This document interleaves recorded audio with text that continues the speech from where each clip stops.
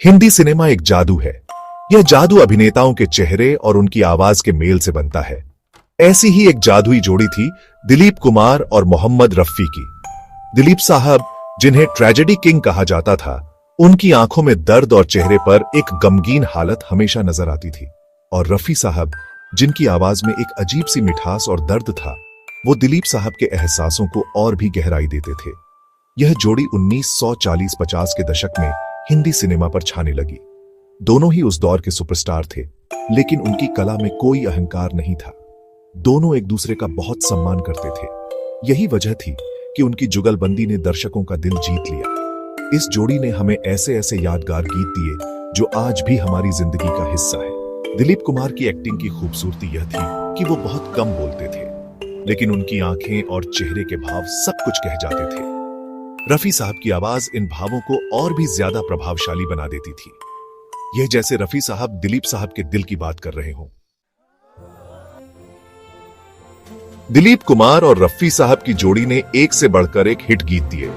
सुहानी रात ढल चुकी, दुलारी 1949, उनकी नजर उनके सवार हमें एहसास दिलाते हैं, आन 1952, ये मेरा प्रीतम प्यारा प्रीतम, आरजू 1950 जैसे गीत आज भी लोगों की जुबान पर रहते हैं। फिल्म मुगले आजम 1960 का गीत ये दिल की लगन तो मोहब्बत का तराना बन गया। इस गीत में रफी साहब ने दिलीप कुमार के दर्द को अपनी आवाज में इस तरह ढाला कि सुनने वाले की आंखें नम हो जाती हैं। इस गीत की रिकॉर्डिंग के दौरान रफी साहब ने कई बार टेक दिया था, क्योंकि वो दिलीप कुमार के भावों को पूरी तरह से अपनी आवाज में लाना चाहते थे। रफी साहब और दिलीप कुमार के बीच एक गहरा रिश्ता था। दोनों एक दूसरे का बहुत सम्मान करते थे। रफी साहब अक्सर कहते थे कि दिलीप कुमार के लिए गाना उनके लिए किसी इबादत से कम नहीं है। एक बार दिलीप कुमार बीमार हो गए थे। रफी साहब खुद उनके घर खाना लेकर गए थे। उन्होंने दिलीप कुमार को अपने हाथों से खाना खिलाया था। यह उनके रिश्ते की गहराई को दर्शाता है। 31 जुलाई 1980 को रफी साहब का देहांत हो गया। पूरी दुनिया गमगीन थी। दिलीप कुमार तो जैसे बिल्कुल टूट गए थे। उन्होंने अपने एक इंटरव्यू में कहा था कि रफी मेरी आवाज थे।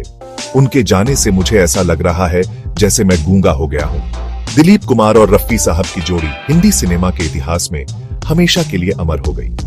उनके गाने आज भी लोगों को रुलाते हैं, हंसाते हैं और जीने की राह दिखाते हैं।